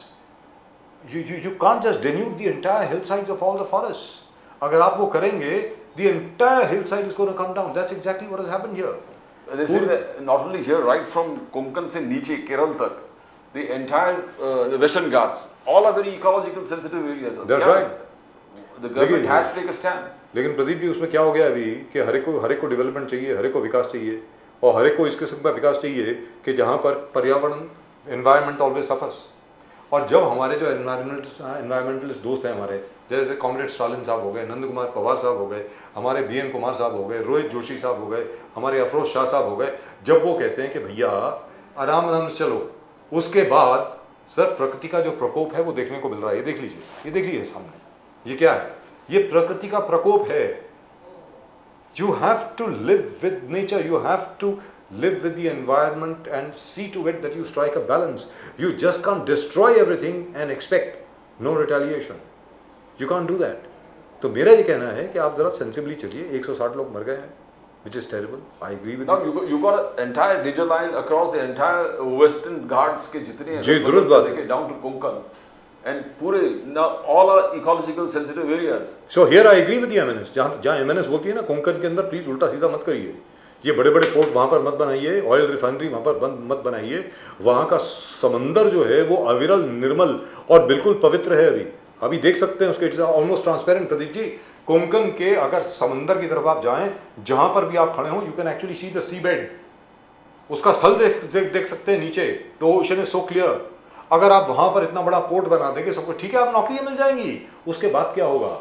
अभी पोर्ट भी है, माइनिंग भी किस प्रकार से चल रहा है. Entire area you have got big way mining चल रहा है, and you need to stop that. So I mean जब तक आप इस पर ठोस कुछ कदम नहीं उठाएंगे, the ecology is going to hit back as you said. At some point of time, when you least expect it, maybe not immediately, क्योंकि क्या होता है कि एनवायरनमेंट का, पर्यावरण का जो प्रभाव होता है प्रदीप जी, वो बहुत धीमे धीमे होता है. When you least expect it. अगर आपने कहीं पर जंगल उजाड़ दिया है ना, उसका प्रभाव आपको देखने को मिलेगा 10 बरस के बाद. जैसे ये हो रहा है ना अभी केरल में, ये 10 बरस के बाद हुआ है, 15 बरस के बाद हुआ है. लोगों को लगता है कुछ नहीं हुआ, see these guys are just alarmist, ये वैसे ही बोलते रहते हैं, हमेशा बोलते रहते हैं। वो कहता है शेर आया शेर आया, और शेर आता नहीं है, और जिस दिन शेर आ गया उस दिन उसको कोई बिलीव नहीं करता है। मेरा ये कहना है कि ज़रा जाग जाइए, जाग जाइए, प्रकृति के साथ जीना सीखिए जैसे हमारे पुरखे जिया करते थे। Our ancestors had maintained a lovely balance with the environment. In fact, in Malayalam, there's a very ancient book in Malayalam, I've forgotten the name now, where when you have to cut a tree, you first have to beg forgiveness of the tree. That listen, I am cutting you because of this reason. I hope you will forgive us. I hope you will forgive my family. And after I have cut you, I will plant 100 more trees. So this is the kind of culture we come across, from. I mean, across, right from thousands and thousands of years. Yes. ये चलता पता चला है. I think you pray before you cut a tree. You pray before you disturb the ecology. In any event, it's now done. We brought disaster upon us. Right, and at the moment with us, Mr. Mehmood Deshmukh of the Aam Aadmi Party. Mehmood Deshmukh साहब, नमस्कार.